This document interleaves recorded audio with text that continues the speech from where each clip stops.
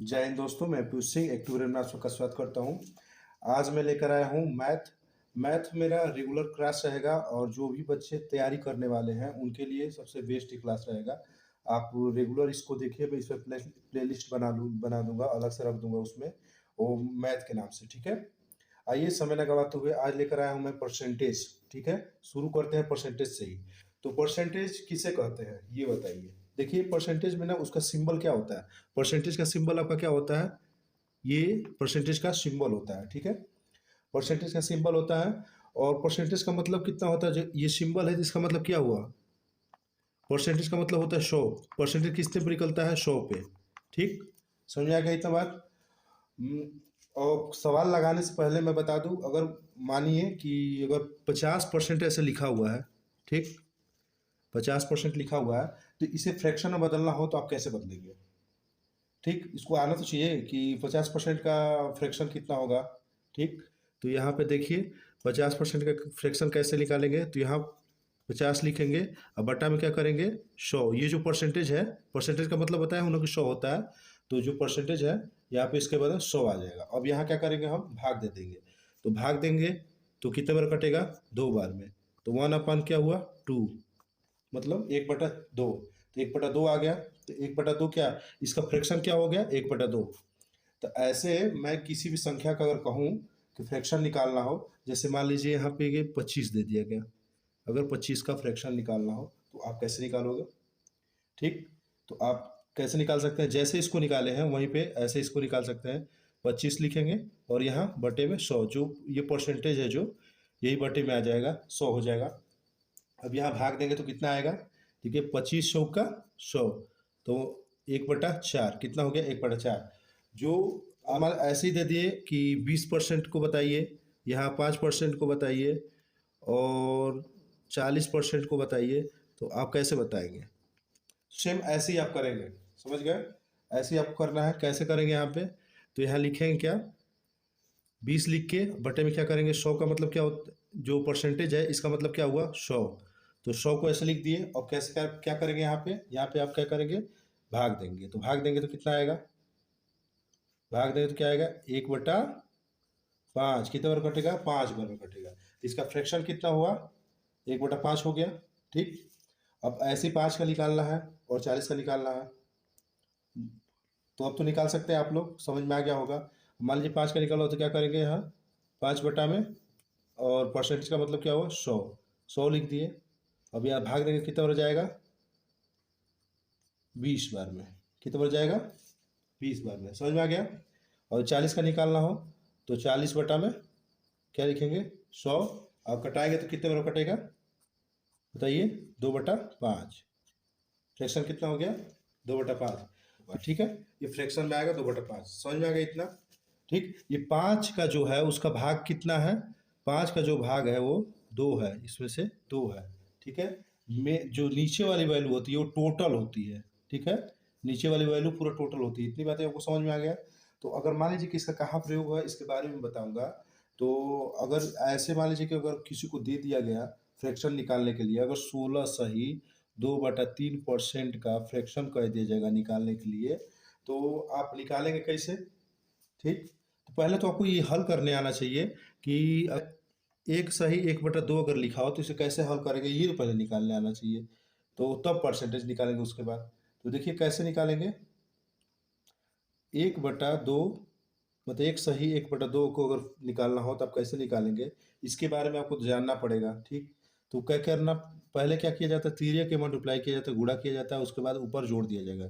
तो 2 एकम 2 और 2 और 1 कितना हो गया, 3, तो 3/2 आ गया, ऐसे निकाला जाता है। तो ठीक, यहाँ पे कैसे करेंगे, तो यहाँ पे करिए 3 में 16 से गुणा करिए, कितना आएगा, कितना आएगा, 16 48, 48 और 2 कितना हो गया, 50/3 आ गया, 50/3। देखिए यहाँ पे लिख देते हैं 50/3 आ गया। ठीक, अब ये क्या, परसेंटेज लगा हुआ, तो परसेंटेज लगा हुआ तो क्या करेंगे, यहाँ पे आप यहाँ क्या करेंगे, इसे नीचे मल्टीप्लाई कर देंगे 100 से। ठीक, 100 से मल्टीप्लाई कर देंगे तो कितना आएगा, ये 2 बार में कट जाएगा।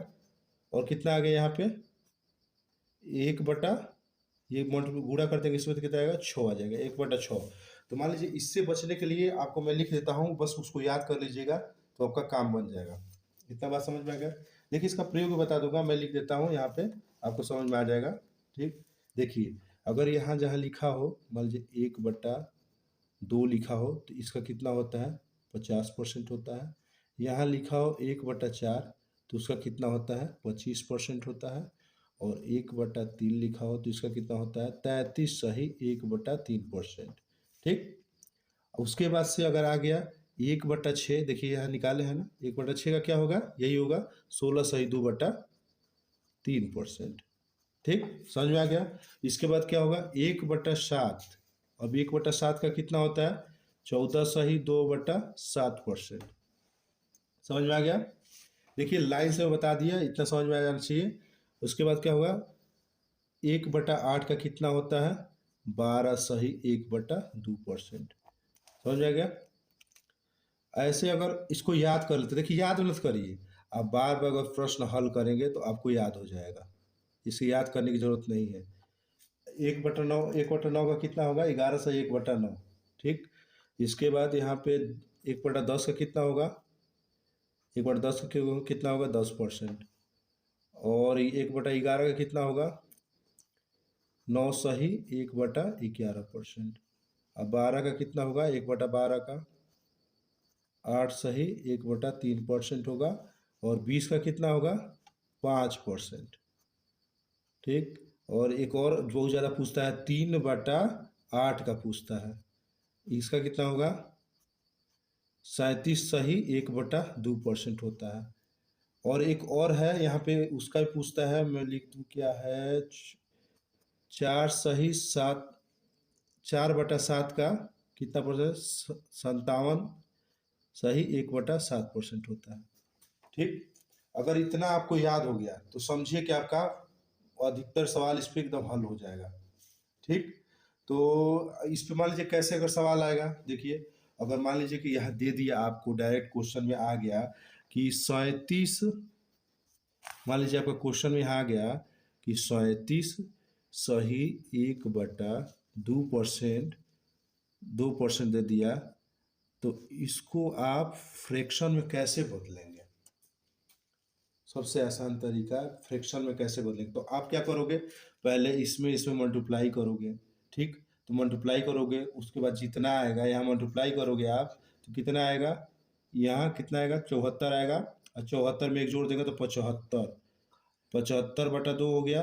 अब ये परसेंटेज जो है इसको 100 से मल्टीप्लाई करेंगे यहाँ पे, तो 100 से गुणा करेंगे जब, तो कितना आ जाएगा, कटा के देखिए यहाँ पे, तो यहाँ के 3 बार में जाएगा, ये 4 बार में जाएगा, और ये आपस में गुणा हो जाएगा, तो 3/8 हो जाएगा। तो आ गया, कितना आ गया, 3/8 आ गया। और यहाँ दी देखिए, इसका डायरेक्ट लिखा गया 3/8।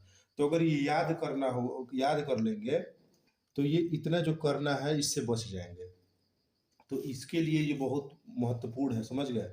तो आप ऐसे अगर करके आते हैं तो समझिए कि ये बहुत जरूर सही हो जाता है आपके लिए। मान लीजिए कि यहाँ पे दे दिया गया कि कोई वस्तु है, यहाँ पे देखिए दे दिया गया कोई क्रय मूल्य, क्रय मूल्य हो गया, क्रय मूल्य हो गया, और ये विक्रय, विक्रय मूल्य। ठीक, अब यहाँ पे दे दिया क्रय मूल्य, मान लीजिए कि 8 रुपये क्रय, मतलब 8 रुपये में खरीदा है। पहले तो ये जान लीजिए कि क्रय मूल्य का मतलब होता क्या है। क्रय मूल्य का मतलब होता है जो खरीदा जाता है वस्तु, उसको क्रय मूल्य कहते हैं। विक्रय मूल्य का मतलब होता है कि जो आप वस्तु बेचते हैं वो विक्रय मूल्य होता है। देखिए कभी भी लाभ या हानि, ठीक है, प्रॉफिट एंड लॉस जो भी हो, आपके क्रय मूल्य पे ही होता है। समझ में आ गया? तो कभी भी क्रय मूल्य ही बेस होता है आपका। तो क्रय मूल्य पे आपका देखिए 8 रुपये क्रय मूल्य है, और इसको कितने रुपये में बेच दिया, तो इसको मानिए कि 9 रुपये में बेच दिया। ठीक, 8 रुपये का सामान खरीदा, 9 रुपये में बेच दिया, तो अब बताइए कितना का फायदा हुआ। अगर आप 8 रुपये में किसी वस्तु को खरीदते हैं और 9 रुपये में बेच देते हो, तो आपको डायरेक्ट ऐसे कितने का फायदा हो रहा है, 1 रुपये का। तो 1 रुपया नहीं, अगर पूछ दिया कि कितना परसेंट का फायदा हुआ, तो आप कैसे निकालोगे इसको, ये बताइए। अगर पूछ दिया कि कितना परसेंट का फायदा हुआ, तो आप कैसे निकालोगे? तो आप क्या करोगे, कितने का फायदा हुआ, तो आपका लाभ कितना है, 1। ठीक, और कितने पे हुआ है, क्रय मूल्य पर। कभी भी कुछ भी लाभ होता है या हानि होता है तो आपका क्रय मूल्य पे ही होता है, तो यहाँ 8 कर देंगे। ठीक, तो यहाँ 1/8 देखिए किसको कहा जाए, इसका फ्रैक्शन क्या होता है, 1/8 का, 1/8 फ्रैक्शन है ना, तो इसका परसेंटेज क्या होता है। ठीक, परसेंटेज क्या होता है इसका? 12 सही 1/2% होता है। अगर नहीं भी ऐसे समझ में आ रहा है तो यहाँ करिए 1/8, यहाँ करिए 1/8, ठीक। और 1/8 गुणे कितना करिए 100, ठीक। 100 कर दीजिए। अब इसको कटाइए। तो अगर आप कटाते हैं यहाँ पे तो कितने बार हो जाएगा? 4 से कटाएंगे तो 2 बार में जाएगा, ये 25 बार में जाएगा। और ये 25/2 अगर भाग इसमें देंगे तो कितने बार हो जाएगा? 12.5, मतलब वही 12 सही, ठीक। समझ में आ गया? तो ऐसे ही क्वेश्चन पूछेंगे, सिंपल ऐसे ही क्वेश्चन पूछा जाएगा। तो ऐसे बहुत से क्वेश्चन है। मान लीजिए कि यहाँ पे अगर मैं फिर अगर दे दिया आपका क्रय मूल्य, यहाँ पे कह दिया मैं कि क्रय मूल्य आपका यहाँ पे है 6 रुपया, ठीक है। क्रय मूल्य और विक्रय मूल्य है, विक्रय मूल्य आपका यहाँ पे है 4 रुपया, ठीक। तो आप बताइए यहाँ पे अगर पूछ देंगे, एक और क्वेश्चन पूछ सकते हैं यहाँ पे कि लाभ हुआ है कि हानि हुआ है। तो यहाँ से बता सकते हैं ना आपके लाभ हुआ है कि हानि हुआ है। तो देखिए यहाँ क्रय मूल्य आप खरीदे कितने रुपए का है? 6 रुपये का खरीदे हैं सामान। और यहाँ बेच कितने को रहे हैं आप? 6 रुपये में खरीदे हैं, बेच कितने को रहे हैं? 4 रुपये में। तो आपको लाभ हुआ है कि हानि हुआ है? तो देखिए यहाँ पे क्या हुआ है, यहाँ पे आपको हानि हुआ है। कितने रुपए का? 2 रुपये का हानि हुआ है, क्योंकि आप 2 रुपये कम रुपये में बेच दिए हैं, मतलब कि अधिक में खरीदे हैं, कम पैसे में बेच दिए हैं, तो आपका हानि हो गया। तो हानि कितने का हुआ? 2 रुपये का। अगर ऐसे डायरेक्ट पूछ लिया कितने रुपये का हानि हुआ तो आप बता देंगे 2 रुपये का हुआ। लेकिन अगर पूछ दिया कि परसेंटेज बताइए, तो परसेंटेज आप कैसे बताएंगे? तो परसेंटेज आपको निकालना पड़ेगा ना। तो परसेंटेज आपको निकालने के लिए क्या करना पड़ेगा? तो लिखना पड़ेगा 2/6, कितने लाख, क्रय मूल्य पे ही तो होता है। अब वो मल्टीप्लाई 100 से मल्टीप्लाई कर देंगे, गुणा कर देंगे 100 से। तो गुणा कर देंगे तो कितना आएगा? यहाँ पे मान लीजिए कि, तो यही सब देखिए, मान लीजिए यहाँ पे फिर कि अगर एक यहाँ पे दिया हुआ है क्रय मूल्य हो गया, क्रय मूल्य दे दिया यहाँ पे 4, और विक्रय दे दिया, विक्रय आपका दे दिया 3 रुपया, ठीक। तो यहाँ पे पूछा जाएगा जब कि आपको कितना फायदा हुआ या लाभ हुआ। आपका हानि पूछा जाएगा, चाहे या तो एक ही चीज होता है, या तो हानि होता है या तो लाभ होता है, दोनों में से कोई एक होता है। तो यहाँ क्या होगा? आपका हानि होगा। देखिए 4 रुपये का वस्तु खरीदते हैं और 3 रुपये में बेच दिए हैं, तो एक का हानि हुआ। तो एक का हानि हुआ, अगर परसेंटेज पूछ दिया जाएगा तो आप कैसे करेंगे? तो परसेंटेज किस पे निकालेंगे? क्रय मूल्य पे। तो आप क्या लिखेंगे? 1/4, ठीक, 1/4 लिखेंगे। तो ये बताइए 1/4 जो है, इसका आपका जो ये फ्रैक्शन है, इसका परसेंटेज कितना होता है? तो ये देखिए परसेंटेज कितना होता है यहाँ पे? 25। कितना होता है? अगर आपको याद रहेगा तो एक बार में डायरेक्ट कर लेंगे, क्वेश्चन देख के ही हल कर लेंगे। तो मेरा मकसद यही था कि आपको ये बताने के लिए, देखिए अगर ये आप याद कर लेते हैं, ठीक, अगर इसको याद कर लेते हैं, इसको बार बार अगर हल करेंगे तो आपको गारंटी है कि एकदम अच्छा से हो जाएगा। जितना मैं बताया हूँ उतना समझ में आ गया आपको। देखिए एक बार और दोहरा देता हूँ मैं।